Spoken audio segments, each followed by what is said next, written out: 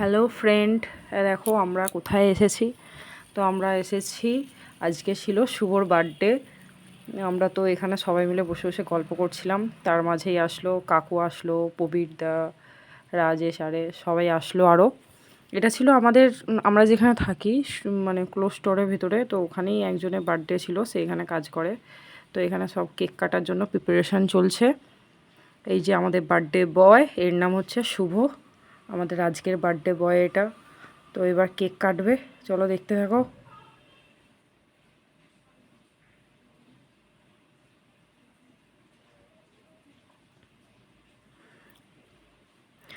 তো এই যে কেক কাটা কমপ্লিট হলো, এবার একটু খাইয়ে দিল। এটা হচ্ছে আমাদেরই এখানেই কাজ করে, হায়দার কাকু বলি আমরা।